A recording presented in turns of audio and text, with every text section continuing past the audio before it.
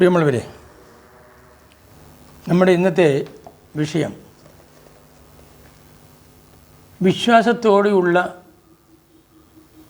പ്രാർത്ഥന രോഗിയെ സൗഖ്യമാക്കുന്നു. വിശ്വാസത്തോടെ ഉള്ള പ്രാർത്ഥന രോഗിയെ സൗഖ്യമാക്കുന്നു. ഈ കൊച്ചു പുസ്തകം തന്നെയാണ് നമ്മളിന്ന് ഇവിടെ ഇതിനുവേണ്ടി ഉപയോഗിക്കുന്നത്.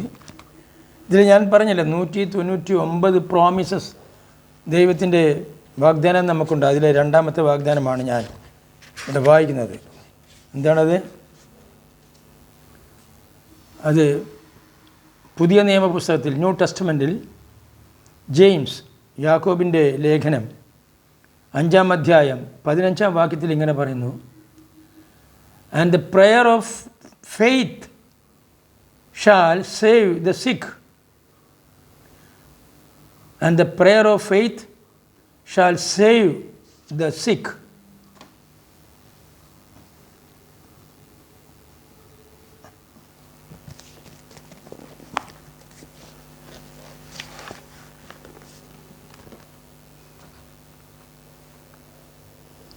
And the prayer of faith shall save the sick.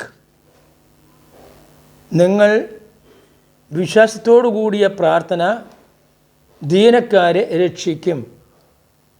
വിശ്വാസത്തോടു കൂടിയുള്ള പ്രാർത്ഥന ദീനക്കാരെ രക്ഷിക്കും. അപ്പോൾ ഇതാണ് ഇന്നത്തെ നമ്മുടെ വിഷയം.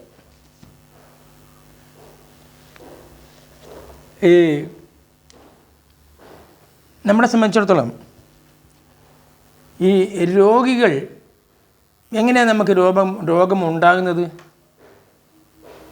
പല വിധത്തിലാണ് നമുക്ക് രോഗമുണ്ടാകുന്നത്. ഒന്ന്, നമുക്ക്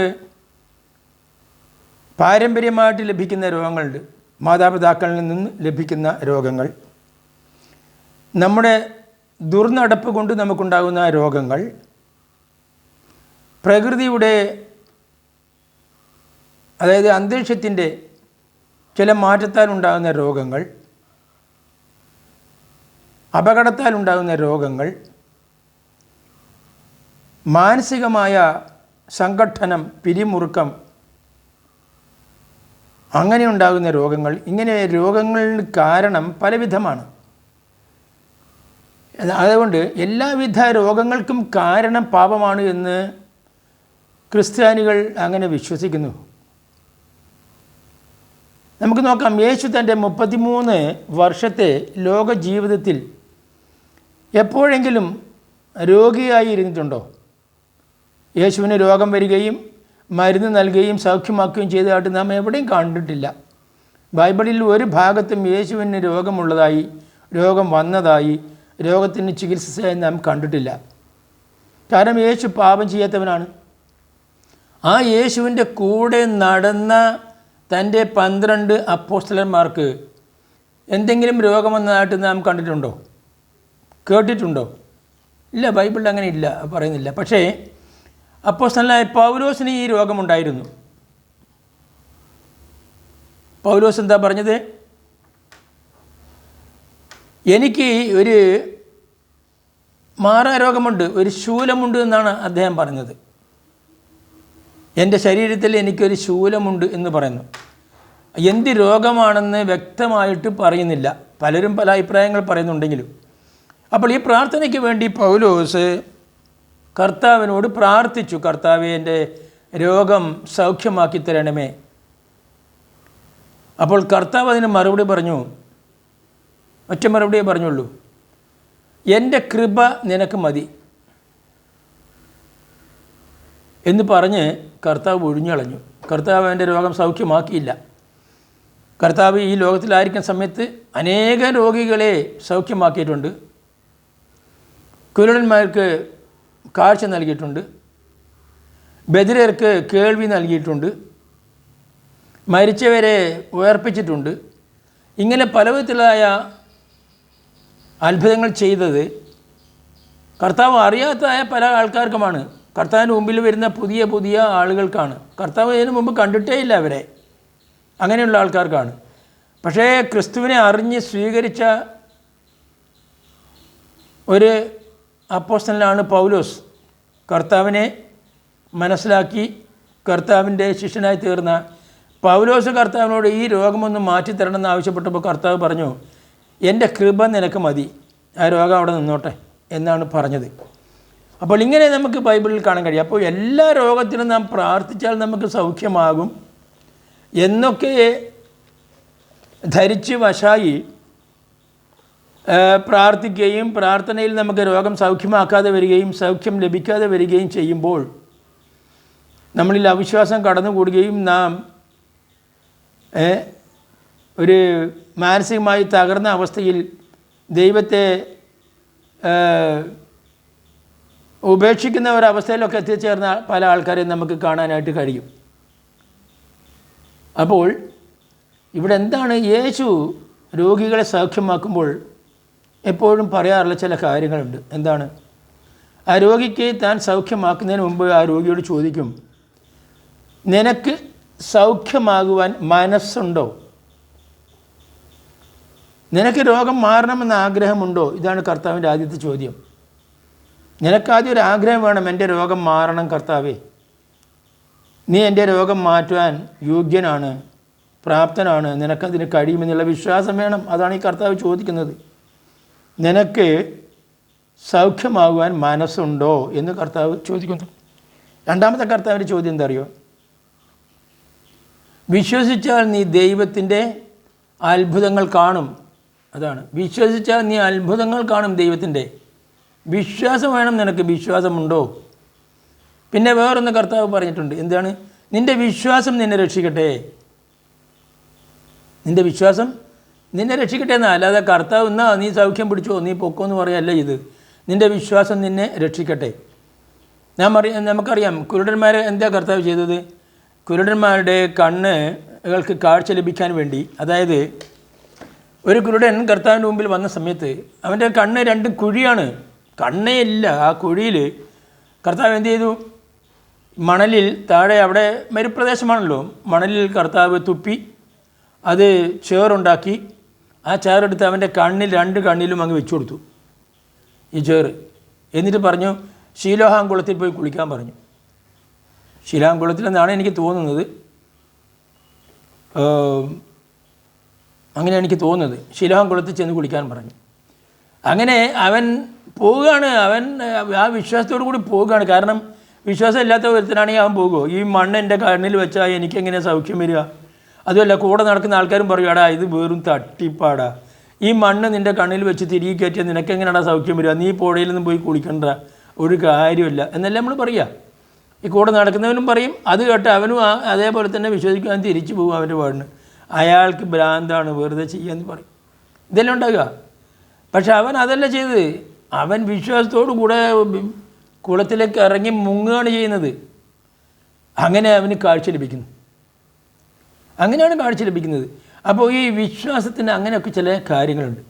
കർത്താവ് മലയിൽ കയറി ഇരുന്ന് പ്രാർത്ഥിച്ചുകൊണ്ടിരിക്കുന്ന സമയത്ത് ശിഷ്യന്മാർ താഴെ, ഒലിവ് മലയ്ക്ക് താഴെ എല്ലാ ശിഷ്യന്മാരും കൂട്ടം കൂടി ഇങ്ങനെ അവർ സംസാരിച്ചുകൊണ്ടിരിക്കുന്ന സമയത്ത് യേശുവിനെ കാണാനായിട്ട് ഒരു സ്ത്രീ തൻ്റെ മകനെ കൊണ്ടുവരികയാണ്. മകന് ഒരു മാനസിക വിഭ്രാന്തിയാണ്. ആ മകൻ അപസ്മാര രോഗി ആണ് എന്നാണ് എനിക്ക് മനസ്സിലാക്കാൻ കഴിയുന്നത്. അങ്ങനത്തെ ഒരു രോഗിയാണത്. ആ രോഗിയെ കൊണ്ടാണ് വരുന്നത്. വന്നിട്ട് പറഞ്ഞു, എൻ്റെ മകനെ സൗഖ്യമാക്കണം, ഞാൻ കർത്താവിനെ അന്വേഷിച്ച് വന്നതാണ്, ഗുരു എവിടെ എന്ന് ചോദിക്കും. അപ്പോൾ ശിഷ്യന്മാർ പറയും, ഞങ്ങൾ പ്രാർത്ഥിച്ച് സൗഖ്യമാക്കി തരാം, ഇപ്പോൾ കർത്താവ് വരില്ല, ഇപ്പോൾ കർത്താവ് പ്രാർത്ഥനയിലാണ് എന്ന് പറഞ്ഞുകൊണ്ട് അവരെന്ത് ചെയ്യുന്നു? ഈ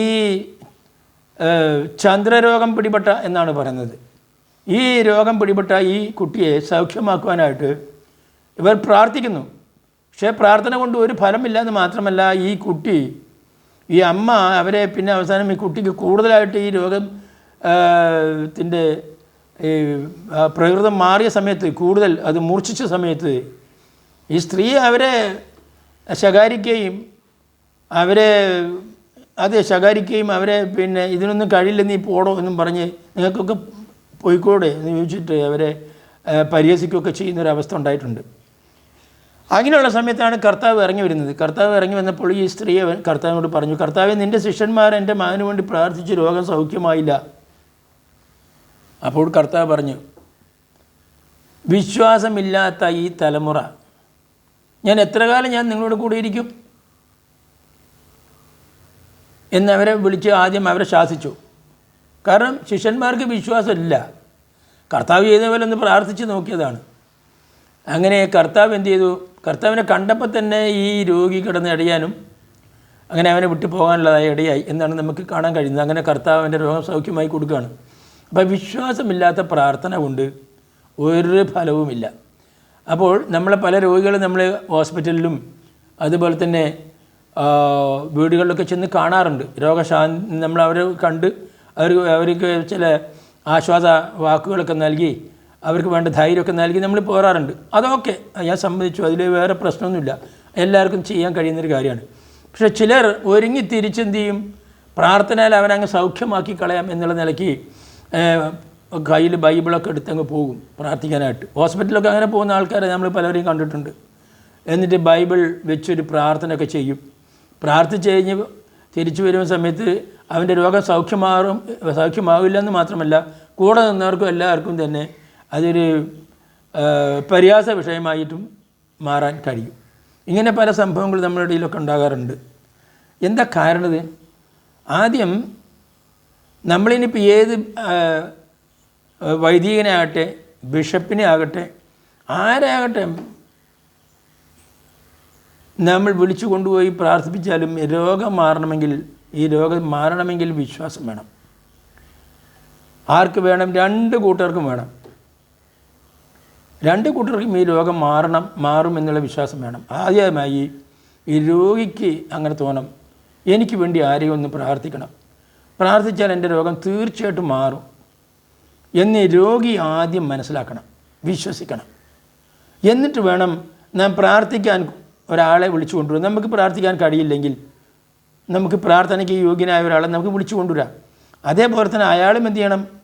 ഈ രോഗിക്ക് വേണ്ടി ഞാൻ പ്രാർത്ഥിച്ചാൽ എൻ്റെ ദൈവം കേൾക്കും, എൻ്റെ പ്രാർത്ഥന കേട്ട് അവൻ്റെ രോഗം സൗഖ്യമാക്കും എന്നുള്ള വിശ്വാസം, ദൃഢമായ വിശ്വാസം അവൻ്റെ മനസ്സിലും ഉണ്ടാകണം. അങ്ങനെ ഇരുവർക്കും വിശ്വാസമുണ്ടെങ്കിൽ മാത്രമേ രോഗം മാറുകയുള്ളൂ, വിട്ടുമാറുകയുള്ളൂ, അല്ലെങ്കിൽ രോഗം മാറില്ല. അപ്പോൾ അത് നാം മനസ്സിലാക്കണം.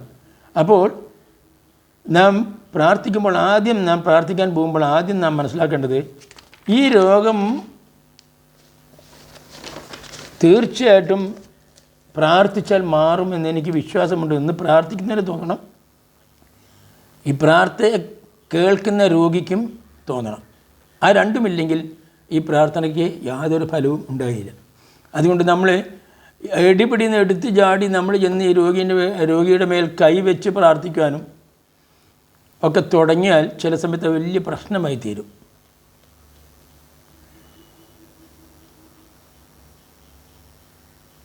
അപ്പോൾ രോഗശാന്തി വിശ്വാസത്താൽ ലഭിക്കും. എങ്ങനെ വേണം? ഇരു കൂട്ടർക്കും വിശ്വാസം വേണം. കർത്താവിന് വിശ്വാസമുണ്ട്, അതുപോലെ തന്നെ രോഗികൾക്കും ആ വിശ്വാസം വേണം. എന്നാൽ മാത്രമേ ഈ രോഗം വിട്ട് മാറുകയുള്ളൂ, അല്ലാതെ മാറുകയില്ല. കർത്താവിനെ ബൈബിളിൽ പല സ്ഥലത്തും പറഞ്ഞിട്ടുണ്ട്. യോഹന്നാൻ സുവിശേഷം വായിച്ചാൽ നിങ്ങൾക്ക് നോക്കിയാൽ മനസ്സിലാകും. കർത്താവ് പറഞ്ഞിട്ടുണ്ട്, ചില ദിവസം കർത്താവ് പ്രാർത്ഥിച്ചിട്ട് ആർക്കും സൗഖ്യം ലഭിച്ചില്ല, അത് ആത്മാവിൻ്റെ ഒരു പ്രവർത്തനവും അവിടെ നടന്നില്ല എന്ന് നമുക്ക് തിരുവചനത്തിൽ നമുക്ക് കാണാൻ കഴിയും. അപ്പോൾ പ്രാർത്ഥന തീർച്ചയായിട്ടും വിശ്വാസത്തോടു കൂടിയുള്ളതായിരിക്കണം. ഇതാണ് എനിക്ക് ഇന്ന് ചിന്തിക്കാനുള്ള വിഷയം, നിങ്ങളോട് അറിയിക്കാനുള്ള വിഷയം.